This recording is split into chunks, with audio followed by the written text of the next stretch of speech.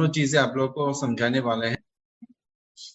तो काइंडली आप लोग सारी चीजें को नोट करते रहिएगा। जो भी चीजें आप लोग को इम्पोर्टेंट रखे, ये सारी चीजें आप स्क्रीनशॉट रख सकते हैं, नोट डाउन कर सकते हैं, ताकि ये आप लोग को बाद में भी ये हेल्प होगा। तो सबसे पहले मैं यहाँ पे स्टार्ट करता हूँ अबाउट एक्सेस।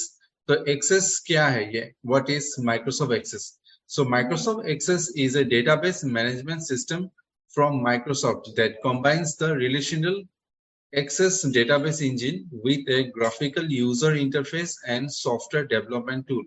तो ये Microsoft Access जो है ये है डेटाबेस मैनेजमेंट सिस्टम, एक सॉफ्टवेयर है।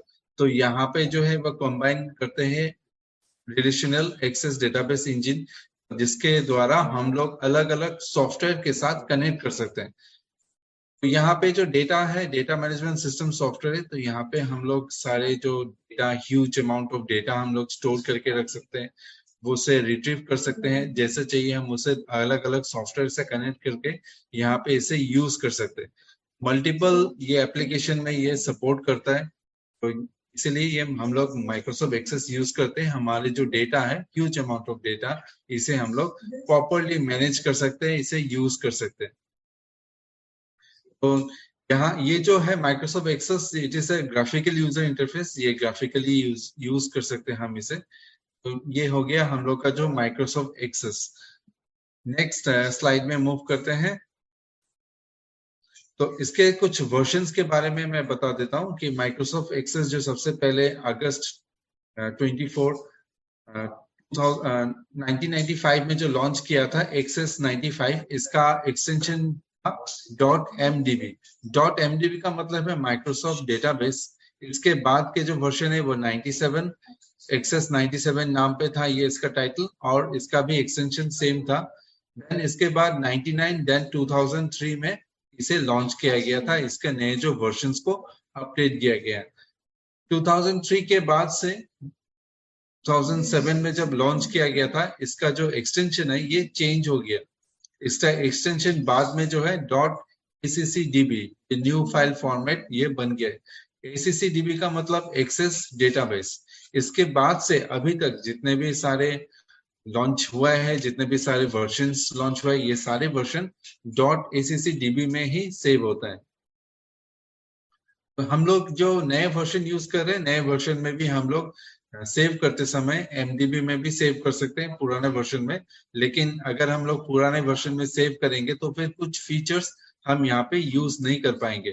तो बेहतर होगा कि हम लोग ये जो नए फाइल फॉर्मेट है .accdb में हम इसे यूज करें।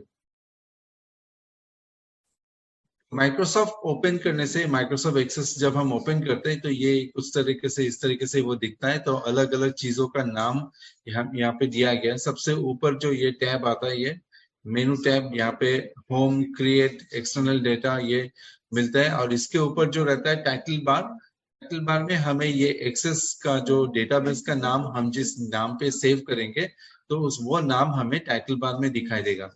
और इसके कॉर्नर में है quick access tool bar. Quick access tool bar में हम लोग का जो कमांड्स है जो रेगुलरली हम लोग यूज करते हैं, इस कमांड को हम लोग यहाँ पे रख सकते हैं ताकि हम इसे क्विकली एक्सेस कर सके। इसीलिए इसका नाम भी दिया गया है क्विक एक्सेस टूल बार।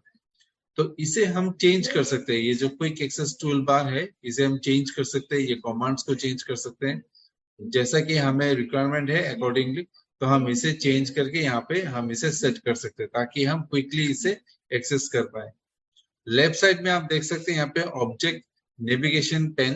तो यहाँ पे सारे टेबल्स, क्वेरीज, फॉर्म, रिपोर्ट्स, जितने भी सारे टेबल्स होगा, ये सारे टेबल्स हम यहाँ पे इसको नेविगेट कर सकते हैं, ओपन कर सकते हैं, एडिट कर सकते हैं।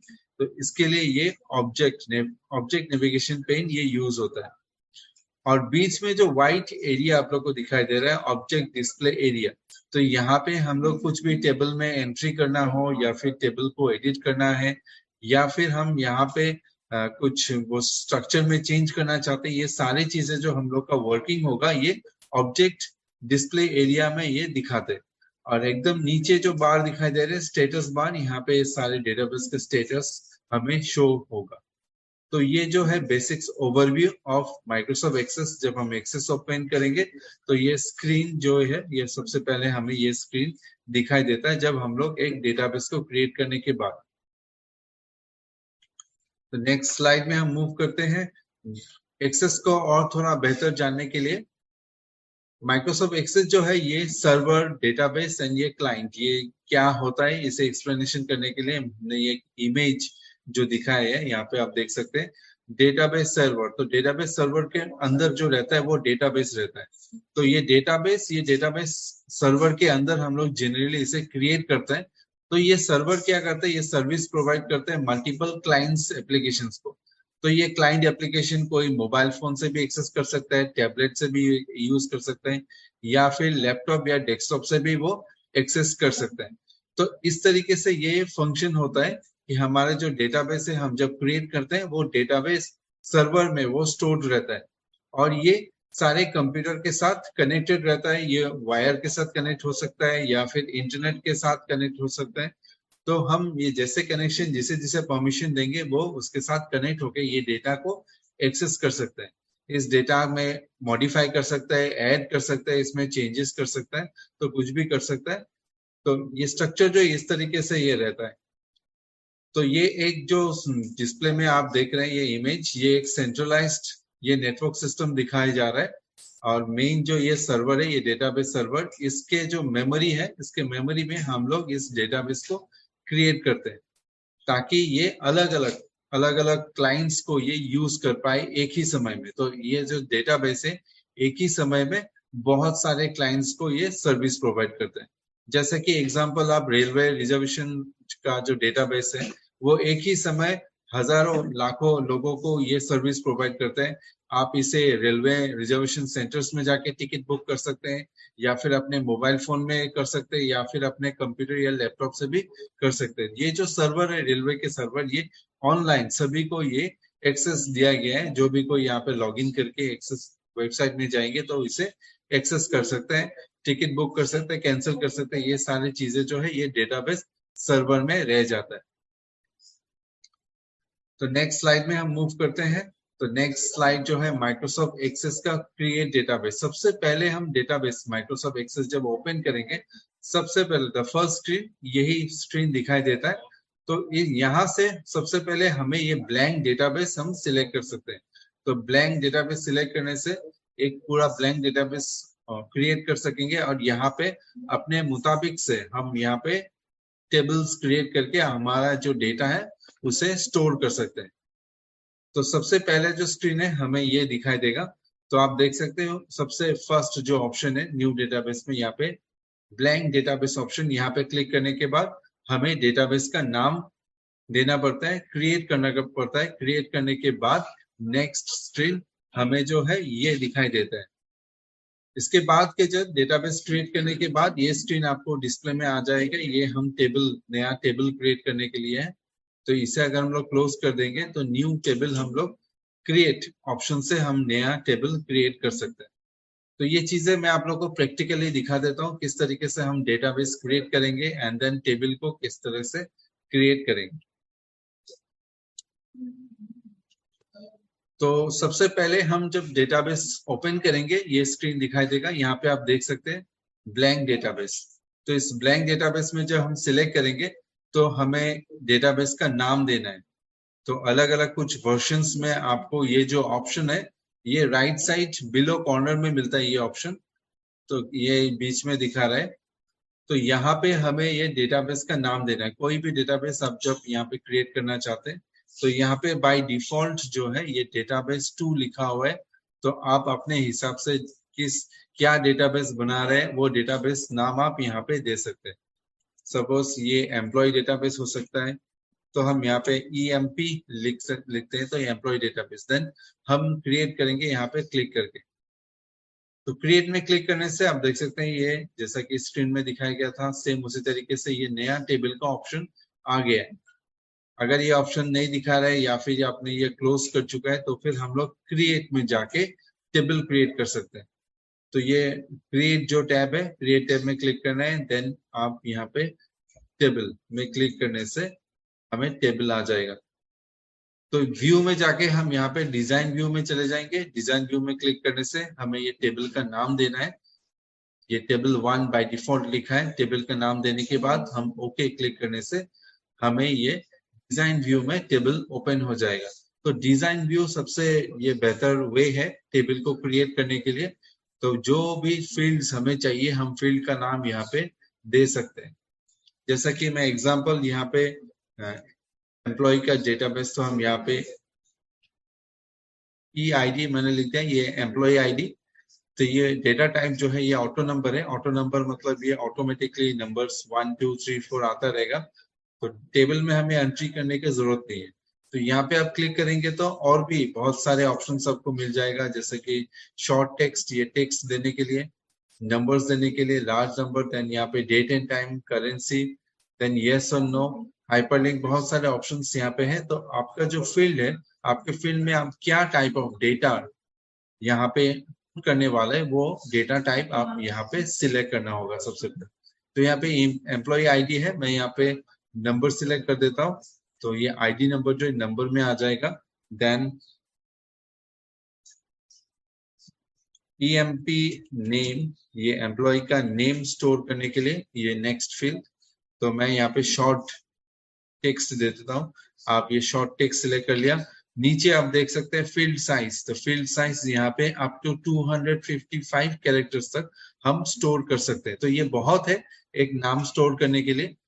अगर हमें ज्यादा लंबा टेक्स्ट देना तो लॉन्ग टेक्स्ट भी सिलेक्ट कर सकते हैं, यहाँ का मेमोरी और ज्यादा होगा। तो शॉर्ट टेक्स्ट से ये हमारा जो नाम हम इजीली स्टोर कर सकते हैं। देन इसके बाद आप जो भी चीजें कंटेंट्स जो भी देना यहाँ पे स्टोर करना चाहते हैं, सपोज ये पहले हमने दे दिया एम्प्लॉय आईडी, नेक्स्ट आ गया एम्प्लॉय नेम, इसके बाद डेजिग्नेशन। तो डेजिग्नेशन के लिए भी हम शॉर्ट टेक्स्ट दे सकते हैं। एंड देन यहाँ पे जो और एक ऑप्शन है, यहाँ पे आप देख सकते हैं हर एक में यहाँ पे टाइप करने का जरूरत नहीं है।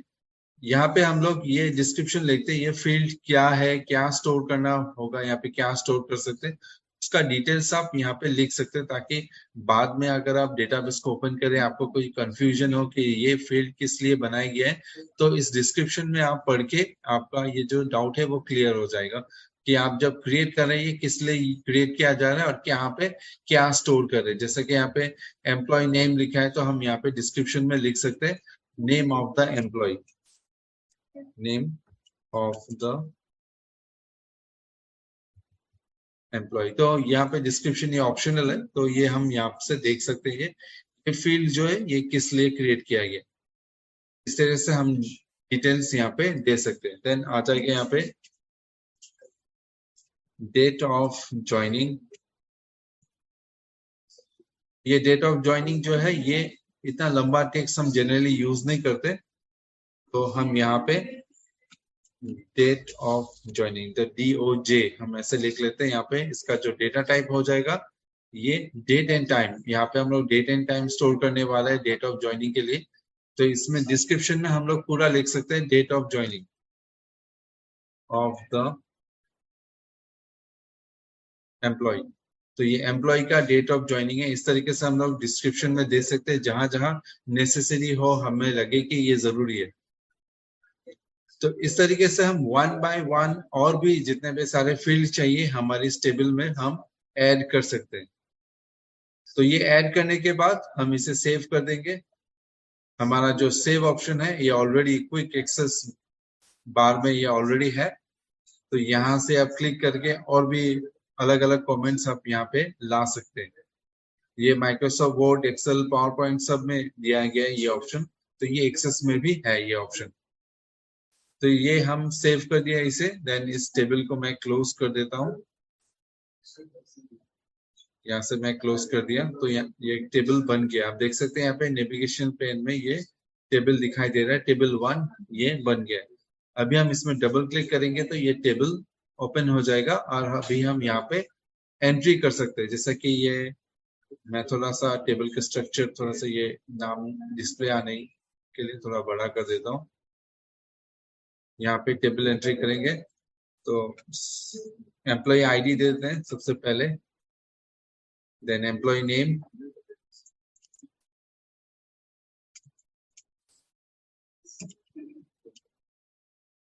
एग्जाम्पल मैंने एक नाम दे दिया यहाँ पे, एक डिजिग्नेशन, डेट ऑफ ज्वाइनिंग आप यहाँ पे सिलेक्ट करके डेट सिलेक्ट कर सकते हैं। हमें ये कैलेंडर टाइप का मिल जाएगा यहाँ पे डेट एंट्री करने के लिए, तो फिर कोई भी डेट सिलेक्ट करके मैनुअली इसको एडिट भी कर सकते हैं। तो मैं यहाँ पे एक डेट दे देता हूँ। तो ये पहला एम्प्लॉय हो गया। इसी तरीके से हम और भी बाकी के एम्प्लॉयज के नाम दे सकते हैं।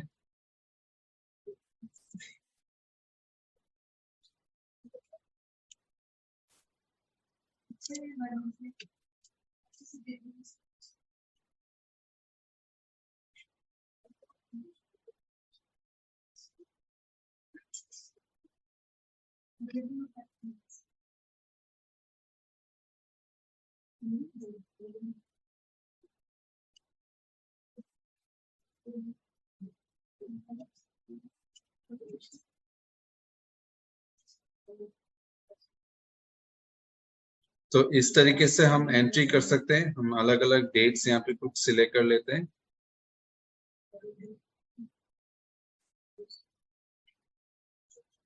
तो ये हो गया हमारा टेबल। हमें टेबल क्रिएट करने के बाद हम इस तरीके से यहाँ पे डेटा जितने भी चाहिए हम एंट्री कर सकते हैं। तो इसे हम क्लोज कर देते हैं और इसका जो स्ट्रक्चर हमने चेंज किया था इसे हम सेव कर देते हैं। तो ये टेबल हमारा बन गया है ये।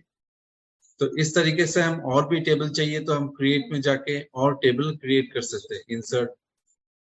तो ये क्रिएट में जाके टेबल फिर से हम ये टेबल क्रिएट कर सकते हैं। डिजाइन व्यू टेबल का नाम दे दिया है, ये बाय डिफॉल्ट टेबल 2 आ रहा है।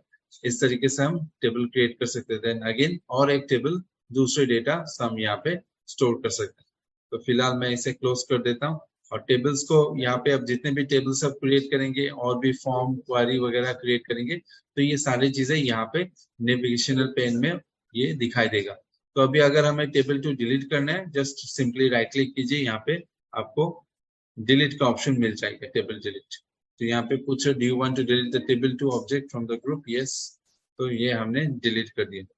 तो इस तरीके से हम डेटाबेस क्रिएट कर सकते हैं। देन इस डेटाबेस के अंदर टेबल क्रिएट कर सकते हैं और जैसे कि हमारे रिक्वायरमेंट होगा उस रिक्वायरमेंट के मुताबिक हम यहाँ पे और भी टेबल्स क्रिएट कर सकते हैं।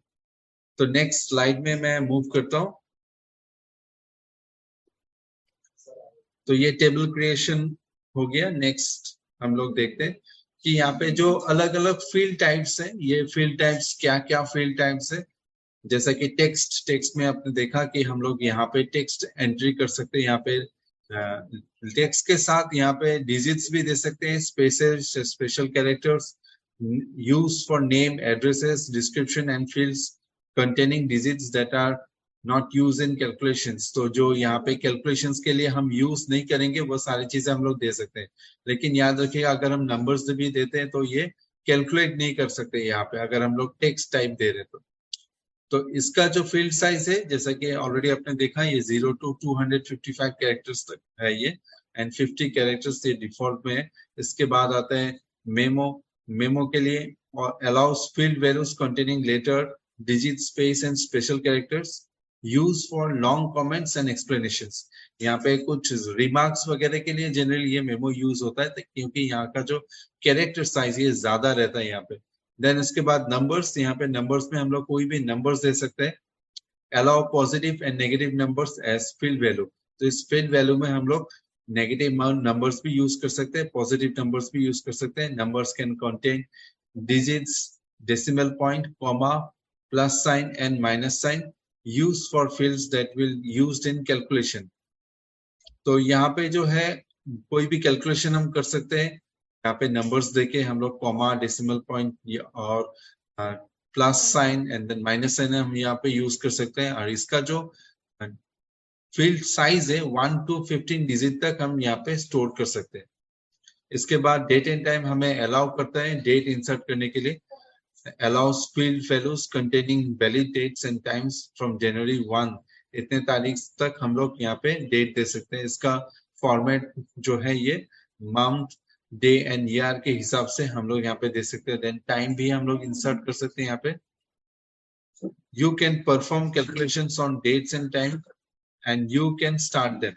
For example, you can determine the number of days between 2 days. तो ये calculations के लिए भी use होता है, जैसे कि ये कितने सारे डेट्स है, 2 डेट्स के अंदर ये सारी चीज में हम लोग कैलकुलेट कर सकते हैं. करेंसी के लिए हम लोग कोई भी करेंसी यहाँ पे दे सकते हैं, यहाँ पे डॉलर हो, येन हो या फिर इंडियन रुपीस हो, ये सारे करेंसी फॉर्मेट्स यूज करने के लिए ये करेंसी यूज कर सकते हैं. और भी जैसे बाकी के फील्ड्स है, जैसे ऑटो नंबर आपने देखा है, ऑटो नंबर्स में हम लोग ये नंबर जो ऑटोमेटिकली जनरेट होता है, हमें इनपुट देने की जरूरत नहीं होता है. यस नो ऑप्शन यूज दे सकते हैं यहाँ पे, यस या नो के हिसाब से अगर कुछ भी, या फिर ट्रू एंड फॉल्स के हिसाब से रहेगा तो हम इसे यस नो यूज कर सकते हैं. OLE ऑब्जेक्ट्स यूज किया जाता है. OLE objects field allows the value to create another program and objects such as photographs, video image, graphics, drawing, sound recording, voicemails, message, spreadsheet, word processing documents. This object can be linked and embedded.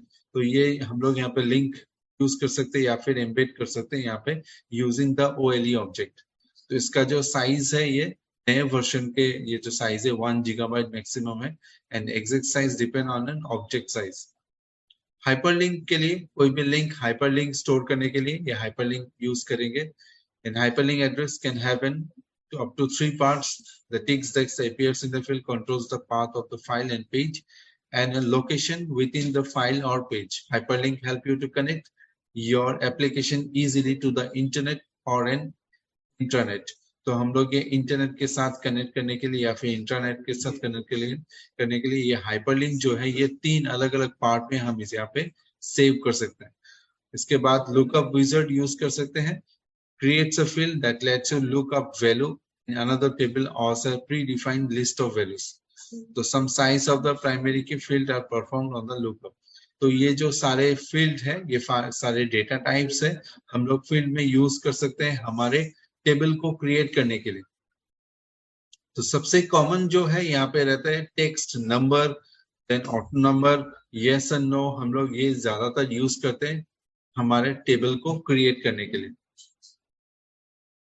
So next जो है हमारे, जैसे कि हमने already बताया कि table कैसे create किया जाता है, तो हम लोग यहाँ पे मल्टीपल टेबल भी क्रिएट कर सकते हैं और टेबल के साथ लिंक क्रिएट कर सकते हैं. तो टेबल के साथ लिंक क्रिएट करेंगे तो क्या होगा, हमारे एक ही टेबल में अगर हम लोग सारे डेटा स्टोर कर रहे हैं तो ये क्या होता है, कंफ्यूजन क्रिएट कर सकता है. तो डेटा प्रॉपर्ली हम लोग मैनेज भी नहीं कर सकते.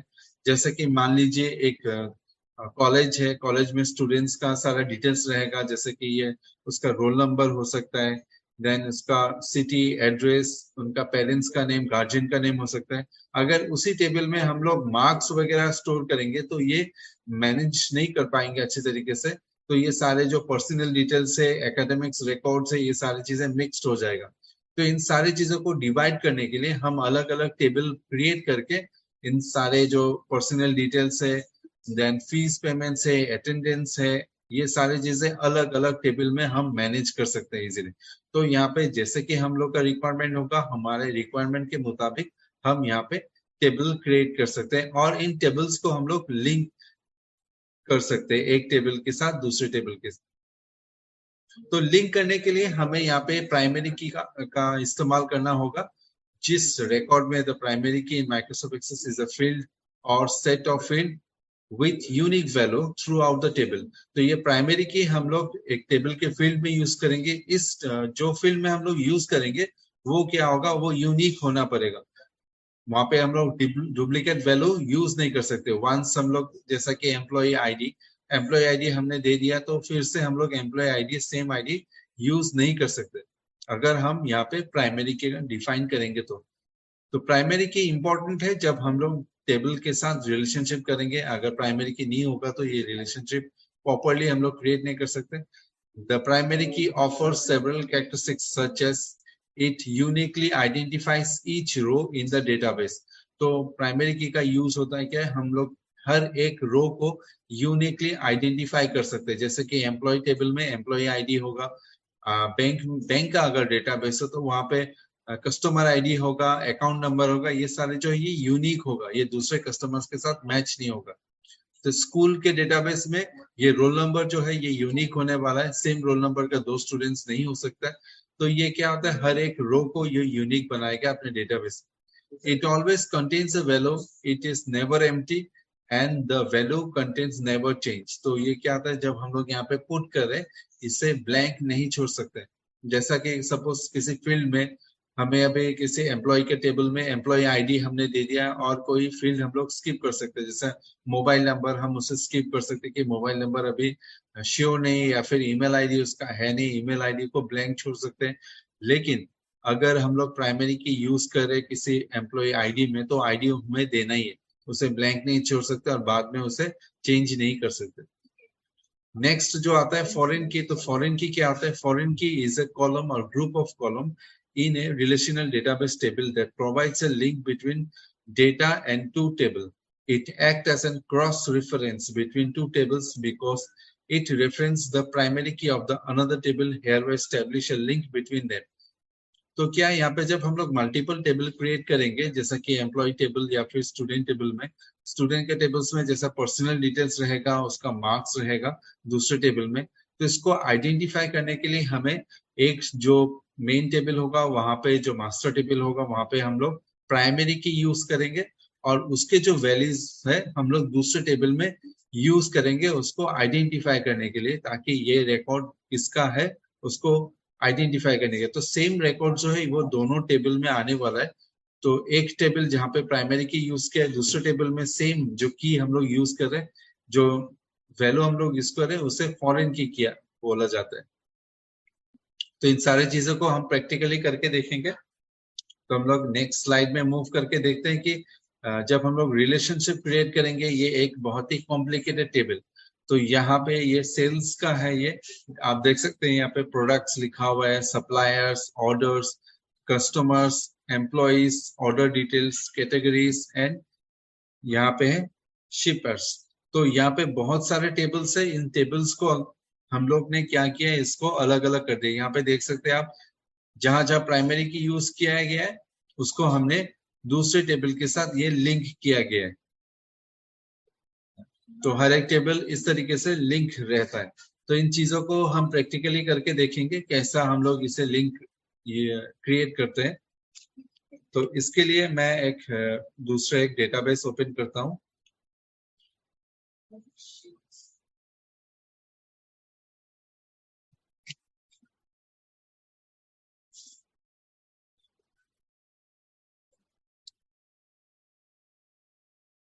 तो यहाँ पे एक डेटाबेस ऑलरेडी बना हुआ है, ताकि हम लोग क्विकली आपको दिखा सकते हैं। तो इस टेबल, ये स्कूल का टेबल है ये। तो स्कूल का डेटाबेस, ये डेटाबेस नाम आप टाइटल बार में देख सकते हैं, स्कूल डेटाबेस है ये। तो इस स्कूल डेटाबेस में यहाँ पे दो टेबल क्रिएट किया गया है। एक टेबल है ये स्टूडेंट डिटेल्स। तो अगर हम इसे डिजाइन व्यू में ओपन करेंगे, आप देख सकते हैं ये स्टूडेंट डिटेल्स में रोल नंबर, एस नेम, इसका मतलब ये स्टूडेंट नेम है। देन डीओबी मतलब डेट ऑफ बर्थ, जो डिस्क्रिप्शन में लिखा हुआ है। Then contact number, city. ये सारे जो है हम यहाँ पे फील्ड यूज कर रहे हैं। इसका नाम जो है टेबल स्टूडेंट डिटेल्स, ये टेबल का नाम है स्टूडेंट डिटेल्स। और एक टेबल यहाँ पे क्रिएट किया गया है, तो इसका नाम है मार्क्स। तो यहाँ पे आप देख सकते हैं जो रोल नंबर है दोनों टेबल में ये कॉमन है। तो पहला जो टेबल है स्टूडेंट डिटेल्स, ये प्राइमरी की डिफाइन किया गया है और इसके जो वैल्यूज है हमें यहाँ पे हम इसे यूज करेंगे, तो इसे आइडेंटिफाई करने के लिए। तो अभी आप देखिए ये टेबल में यहाँ पे जो मार्क्स रोल नंबर यूज किया है इसे फॉरेन की कहेंगे, और जहां पे ये प्राइमरी की डिक्लेयर किया गया है, जहां पे एक्चुअल वैल्यू रहेगा, ये सारे वैल्यू हमारे मार्क्स टेबल में आने वाले हैं। तो इसे हम लोग फॉरेन की इसे डिफाइन करेंगे। तो टेबल्स, जब हम लोग ऐसा मल्टीपल टेबल हमें चाहिए, टेबल्स क्रिएट करने के बाद, प्राइमरी की डिफाइन करने के बाद, उसके बाद हम यहाँ पे रिलेशनशिप क्रिएट करना पड़ता है। तो रिलेशनशिप कैसे क्रिएट करेंगे, उसके लिए हमें सबसे पहले डेटाबेस टूल में जाना है। देन ये रिलेशनशिप, इसमें यहाँ पे ऑप्शन में क्लिक करना है। आपको यहाँ पे ऑलरेडी रिलेशनशिप बना हुआ है, मैं इसे डिलीट करके फिर से दिखा देता हूँ। तो इस लाइन में क्लिक करके मैंने इसे डिलीट कर देता हूँ। यहाँ सबसे पहले हम क्या करेंगे, शो टेबल, टेबल्स को ऐड करना है। टेबल ऐड करने के बाद हमें इस तरीके से दिखाई देगा। मैं फिर से बता देता हूँ, ये रिलेशनशिप क्रिएट किया है। क्रिएट करने के बाद ये शो टेबल करेंगे, टेबल्स को सिलेक्ट करके हम ऐड करेंगे। हमें यहाँ पे ऐड ऑप्शन है, ऐड ऑप्शन क्लिक करने के बाद हमें इस तरीके से दिखाई देगा। देन हम सिंपली इस जो रोल नंबर है, इस रोल नंबर के ऊपर हम ड्रैग करेंगे तो यहाँ पे दिखाई देगा एडिट रिलेशनशिप, स्टूडेंट डिटेल्स का रोल नंबर एंड मार्क्स का रोल नंबर, इसे हम ये क्रिएट करने वाले। तो यहाँ पे हम क्रिएट में क्लिक कर देंगे तो ये रिलेशनशिप क्रिएट हो जाएगा। ये रिलेशनशिप क्रिएट करने के बाद इसे सेव कर देते हैं एंड देन हम इस टेबल को ओपन करके यहाँ पे डेटा एंट्री कर सकते हैं। ये ऑलरेडी हमने आप लोग को दिखाया किस तरीके से हमने डेटा एंट्री किया, तो यहाँ पे डेटा एंट्री कर सकते हैं।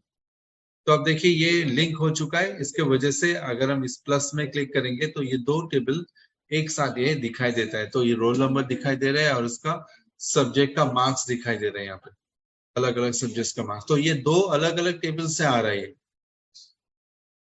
तो इस तरीके से कोई भी रो में आप क्लिक करेंगे उसका मार्क्स भी आपको दिखाई देगा। लेकिन ये जो टेबल है यहाँ पे हम अलग अलग करके इसे स्टोर किया गया है। तो इस तरीके से हम टेबल क्रिएट कर सकते हैं और उसे लिंक कर सकते हैं। हमें प्राइमरी की और फॉरेन की प्रॉपर्ली डिफाइन करना होगा। इसके बाद हम डेटाबेस टूल में जाके रिलेशनशिप्स में जाके हम इन टेबल्स में लिंक क्रिएट कर सकते हैं। अभी हम मूव करेंगे नेक्स्ट स्लाइड पे।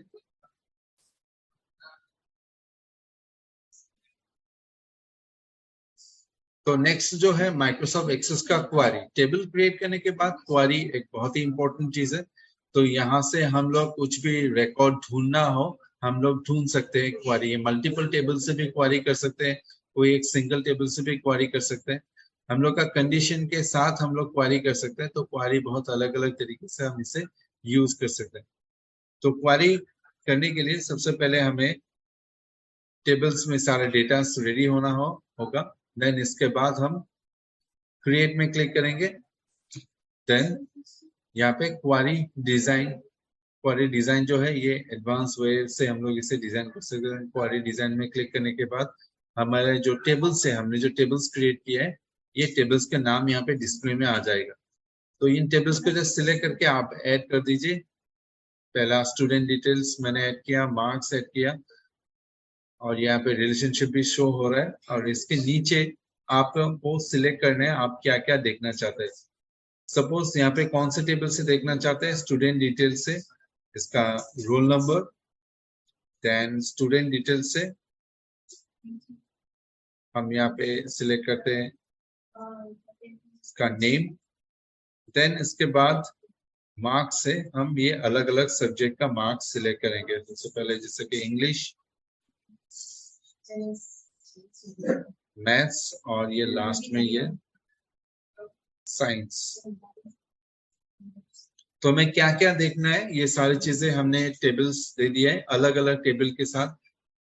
उसके बाद क्राइटेरिया में हम देख सकते हैं कौन सा हम लोग देखना चाहते हैं। सपोज पर्टिकुलर कोई एक रोल नंबर हमें ढूंढना है, तो ये क्राइटेरिया के अंदर हम वो रोल नंबर जो हम देखना चाहते हैं, जैसे कि हमने क्राइटेरिया में रोल नंबर 3 देखना चाहते हैं, 3 हमने टाइप किया।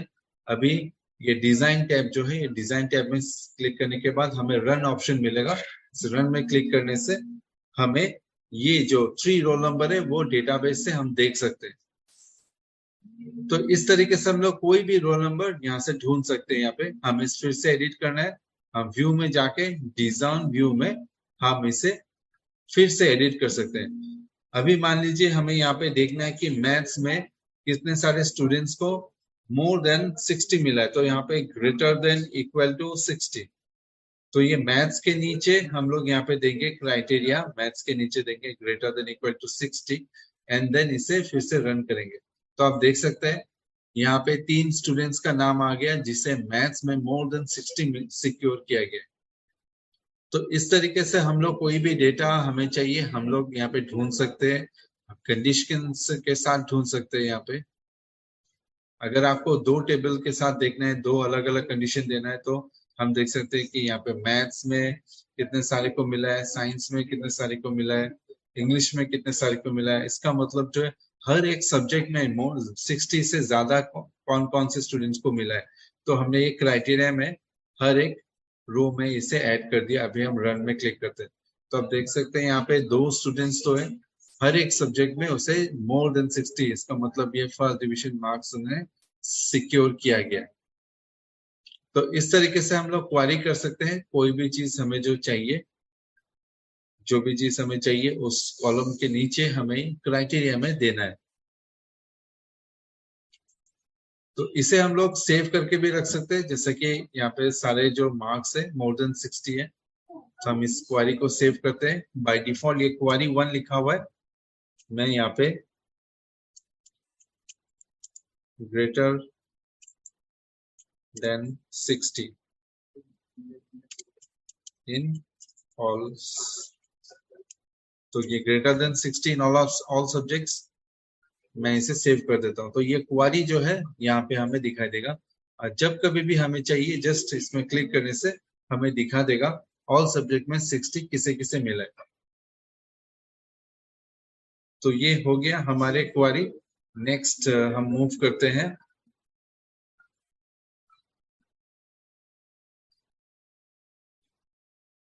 क्वारी के बाद जो ऑप्शन आता है वो है फॉर्म। तो फॉर्म क्या होता है माइक्रोसॉफ्ट एक्सेस में? Form is an in Access is a database object that you can use to create a user interface for a database application. तो database applications के लिए हम एक फॉर्म क्रिएट कर सकते हैं। तो हर एक जो रिकॉर्ड है हम फॉर्म के हिसाब से देख सकते हैं, यहाँ पे एडिट कर सकते हैं और इसे रिकॉर्ड को सेव कर सकते हैं, स्टोर कर सकते हैं। तो ये फॉर्म कैसे क्रिएट करेंगे मैं आप लोग को ये प्रैक्टिकली दिखा देता हूँ। हमारा जो टेबल है इजी वे से हम लोग फॉर्म को क्रिएट करेंगे, और फिर यहाँ पे जो एग्जिस्टिंग जो टेबल्स है, यहाँ पे डेटा है, वहां पे हम लोग उसे देख भी सकते हैं, रिकॉर्ड स्टोर भी कर सकते हैं। तो मैं यहाँ पे डेटाबेस को फिर से ओपन कर लेता हूँ।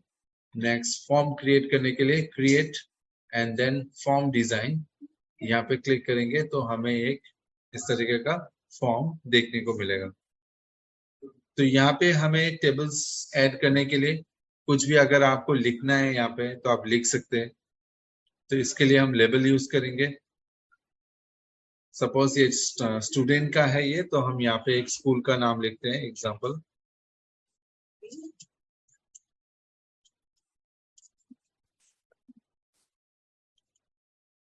मैंने यहाँ पे एक स्कूल का नाम दे दिया है।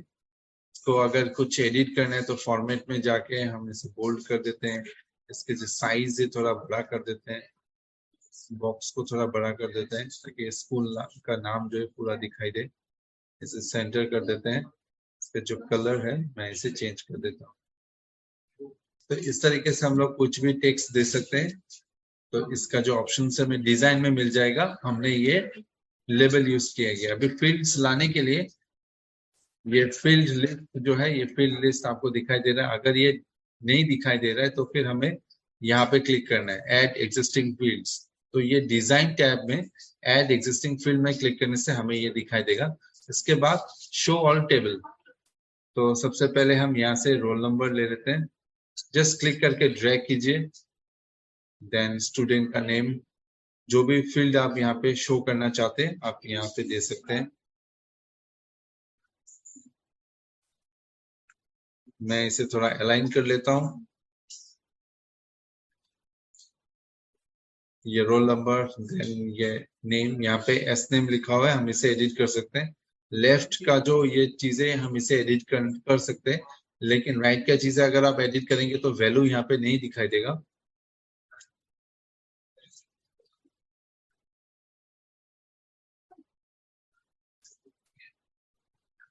तो स्टूडेंट नेम, यहाँ पे स्टूडेंट नेम हमने दे दिया है। आप इसको चाहे तो यहाँ पे थोड़ा डिजाइन भी कर सकते हैं, जैसे कि हमने यहाँ पे बोल्ड कर देते हैं, टेक्स्ट कलर देते हैं यहाँ पे एक कुछ।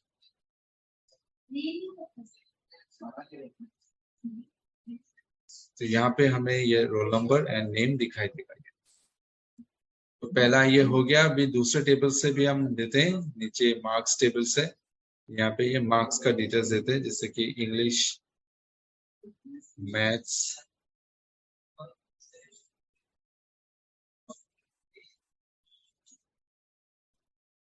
देन साइंस, ये तीनों सब्जेक्ट का मार्क्स हम यहाँ पे ऐड कर देते हैं।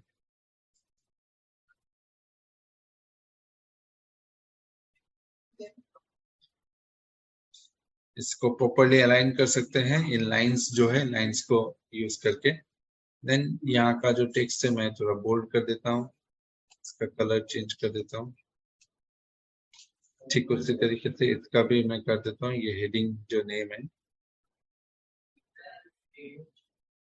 तो हमारा जो ये फॉर्म, एक बेसिक फॉर्म ये रेडी हो चुका है। मैं इसे सेव कर देता हूँ, ये फॉर्म 2 के नाम पे मैं सेव कर देता हूँ। अब इसे देखना है तो फिर हम होम टैब में जाएंगे एंड देन फॉर्म व्यू। तो आप देख सकते हैं यहाँ पे जैसे कि हम लोग का टेबल का जो डेटा है ये फॉर्म में ये डिस्प्ले आ रहा है। तो इसको हम लोग और भी सुंदर से डिजाइन कर सकते हैं, अलग अलग ऑब्जेक्ट्स को ऐड करके, लाइन वगैरह बॉक्स क्रिएट करके कलर दे सकते हैं यहाँ पे। और नीचे जो यहाँ पे ऑप्शन है ये नेक्स्ट रिकॉर्ड देखने के लिए यहाँ पे क्लिक करेंगे तो यहाँ पे रिकॉर्ड चेंज होता रहेगा। आप देख सकते हैं किस तरीके से ये रिकॉर्ड मूव हो रहा है। तो यहाँ से हम लोग इस तरीके से अलग अलग रिकॉर्ड में चेंज कर सकते हैं और रिकॉर्ड को देख सकते हैं एज अ फॉर्म के हिसाब से। तो ये हो गया फॉर्म एक्सेस में। नेक्स्ट हम दिखाते हैं, नेक्स्ट स्लाइड में मूव करेंगे। नेक्स्ट जो है रिपोर्ट। तो एक्सेस में रिपोर्ट कैसे बनाया जाता है? तो रिपोर्ट भी बहुत सिमिलर है, फॉर्म की तरह ही है, लेकिन यहाँ पे जो है रिपोर्ट, ये एक ही पेज में सारे जो रिकॉर्ड्स है वो 1 बाय 1 दिखाई देता है। फॉर्म में है जो ये अलग अलग हम चेंज कर सकते हैं, वो चेंज करने से एक एक रिकॉर्ड वन रिकॉर्ड दिखाई देता है। रिपोर्ट में ये सारे चीजें एक साथ दिखाई देता है। तो इन रिपोर्ट्स को कैसे क्रिएट करेंगे, ये भी बहुत सिमिलर है, फॉर्म की तरह ही है ये।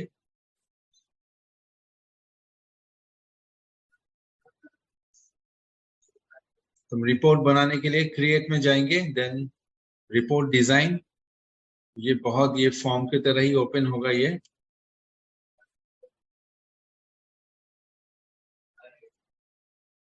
मैं रिपोर्ट डिजाइन में क्लिक करता हूँ। यहाँ पे आपको 3 अलग अलग सेक्शन दिखाई देगा। पेज हेडर में आप जो देंगे ये सबसे ऊपर रह जाएगा। डिटेल्स में आप जो भी टाइप करेंगे कि जितने सारे रिकॉर्ड्स है वो रिपीट होता रहेगा। एंड देन पेज फुटर, ये पेज के एंड में आ जाएगा ये। तो ये भी हमने जैसे बनाए सेम उसी तरीके से क्रिएट करेंगे। तो यहाँ पे हम स्कूल का नाम दे सकते हैं, सेम उसी तरीके से यहाँ पे लेबल यूज करेंगे।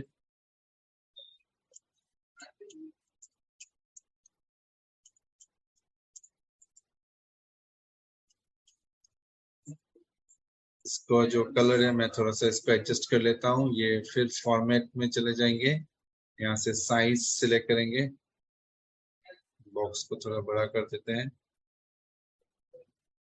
टेक्स्ट को बोल्ड कर देते हैं और इसका कलर देते हैं। इसके बाद सेम उसी तरीके से हम लोग यहाँ पे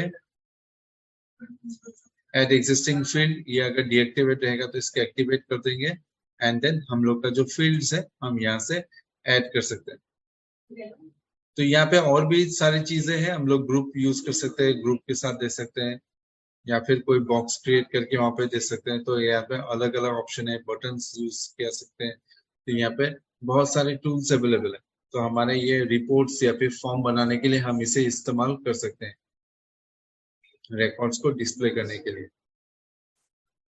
तो मैं यहाँ से एक जस्ट एक बॉक्स क्रिएट कर लेता हूँ।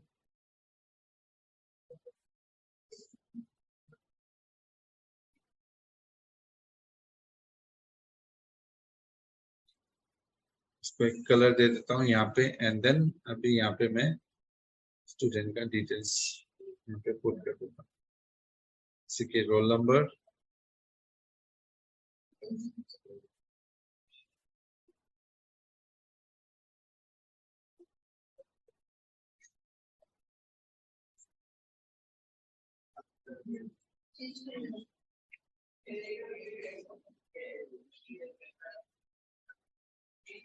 स्टूडेंट का नेम,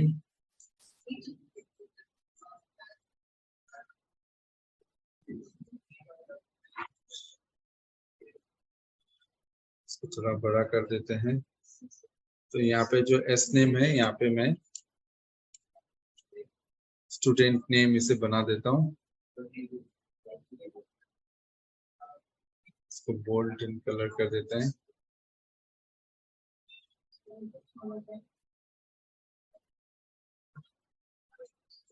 एंड देन बाकी के जो डिटेल्स हैं हम यहाँ पे देते हैं, date of birth, contact number,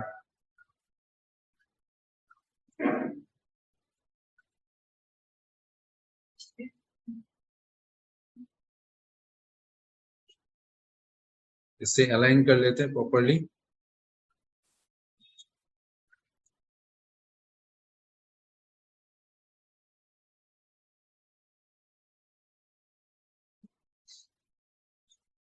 जैसे कि ऑलरेडी हमने बताया कि आपको कि यहाँ के जो चीजें यहाँ पे हम चेंज कर सकते हैं, लेकिन लेफ्ट में जो यहाँ पे दिखा देते रहे ये ऑब्जेक्ट्स को चेंज कर सकते हैं, लेकिन राइट साइड का ऑब्जेक्ट को अगर हम चेंज करेंगे तो हमारा जो ये फील्ड का वैल्यू यहाँ पे डिस्प्ले नहीं आएगा, ये date of birth.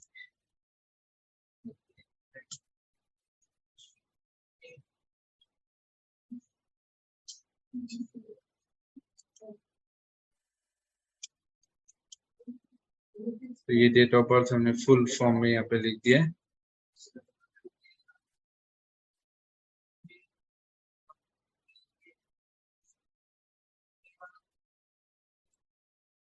And last ये और एक फील्ड है, मैं इसे भी ऐड कर देता हूँ, सिटी। इन फील्ड का जो नेम है मैं इसे थोड़ा ये फॉर्मेट इसी तरीके से भी चेंज कर देता हूँ। तो ये पर्सनल डिटेल्स जो है ये हो गया है, यहाँ पे इसे थोड़ा अलाइन कर लेते हैं।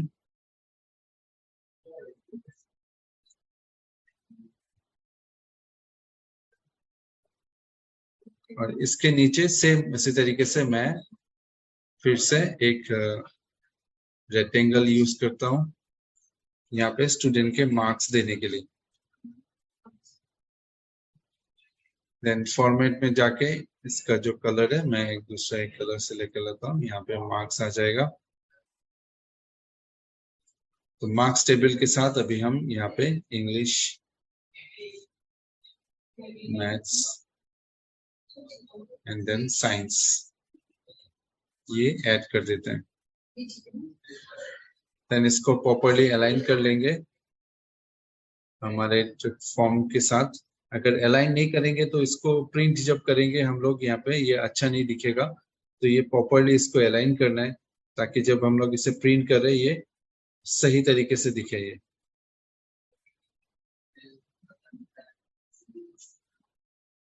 तो हम लोग का जो ये बन गया है ये, अब इसे हम देख लेते हैं, यहाँ पे सेव कर लेते हैं रिपोर्ट 1 नाम से।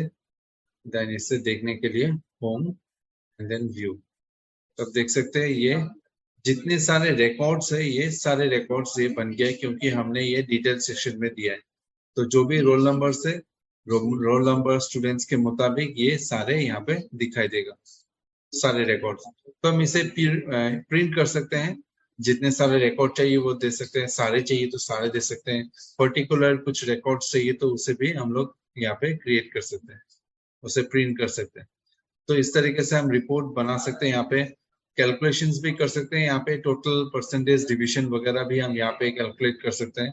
कैलकुलेट करके हम इसे प्रिंट करेंगे तो ये और अच्छा लगेगा, एक एक मार्कशीट बन जाएगा हर एक स्टूडेंट्स का। तो डेटाबेस के जो डेटा है उसे यूज करके हमने ये रिपोर्ट बना दिया है। तो इन रिपोर्ट को हम अलग अलग तरीके से यूज कर सकते हैं। फिर से कुछ एडिट करना हो तो फिर हम लोग ये होम टैब में व्यू में जाके डिजाइन व्यू में हम यहाँ पे फिर से एडिट कर सकते हैं जो भी चीजें हमें चाहिए। तो यहाँ पे हमने अभी सीखा किस तरीके से हम डेटाबेस क्रिएट करेंगे। उसके बाद क्रिएट, सबसे पहले टेबल हमने क्रिएट किया, मल्टीपल टेबल क्रिएट किया। उसके बाद हमने यहाँ पे डेटाबेस टूल में जाके रिलेशनशिप किया है। देन हमने यहाँ पे किया क्वारी हम लोग ये डेटा को ढूंढने के लिए इस्तेमाल किया जाता है, ये क्वारी डिजाइन। इसके बाद हमने क्रिएट किया फॉर्म, यहाँ पे जो ये फॉर्म हमने बनाया है ये फॉर्म ये अलग अलग स्टूडेंट्स को एक एक सिंगल दिखाई देता है। ये भी हम क्रिएट में जाके फॉर्म डिजाइन को यूज करके क्रिएट किया। And then in the last हमने किया है ये रिपोर्ट, तो ये रिपोर्ट हमने किया। तो इस डेटाबेस में ये चारों चीज बहुत इंपॉर्टेंट है। ये चारों चीज अगर हमें आता है तो डेटाबेस को हम लोग यूज कर सकते हैं। सबसे पहले क्रिएट टेबल, देन रिलेशनशिप आता है यहाँ पे, उसके बाद क्वारी एंड देन फॉर्म और ये रिपोर्ट। तो ये सारी चीजें हमने आज सीखा यहाँ पे। आशा करता हूँ कि आप लोगों को ये हेल्प होगा ये सारी चीजें। तो ये रिपोर्ट बन गया है। किसी का अगर कुछ डाउट्स होगा तो आप बोल सकते हैं यहाँ पे। किसी का कुछ किसी को समझ में नहीं आ रहा है कुछ चीजें, तो आप बोल सकते हैं। सभी को कुछ समझ में आ गया तो किसी का कुछ डाउट है तो आप देख सकते हैं यहाँ पे, बोल सकते हैं, मैं उसे फिर से एक्सप्लेन कर सकता हूँ। तो सभी फैकल्टीज को आशा करता हूँ ये सारी चीजें समझ में आ गया और आप इसे यूज कर पाएंगे जब आप इसे सिखाने के लिए जाएंगे। एक बार प्रैक्टिस कर लीजिएगा। अलग अलग यहाँ पे ऑप्शंस यूज कर सकते हैं, अलग अलग हम यहाँ पे डेटाबेस क्रिएट कर सकते हैं। जैसे कि हमने ये स्कूल का डेटाबेस बना के दिखाया, सेम इसी तरीके से आप लोग यहाँ पे एम्प्लॉय डेटाबेस बना सकते हैं, बैंक का बना सकते हैं, रेलवे रिजर्वेशंस का बना सकते हैं। तो यहाँ पे बहुत सारे एग्जांपल्स हैं, उन एग्जांपल्स को आप ट्राई कर सकते हैं। तो आशा करता हूँ आप लोग को आज का सेशन अटेंड करके अच्छा लगा और किसी का कुछ डाउट्स नहीं है। अगर किसी का है मैं फिर से बताता हूँ, आप पूछ सकते हैं। तो आशा करता हूँ सभी का क्लियर है, कोई किसी का कुछ डाउट्स नहीं है। सारी चीजें हमने अच्छी तरीके से समझा दिया है।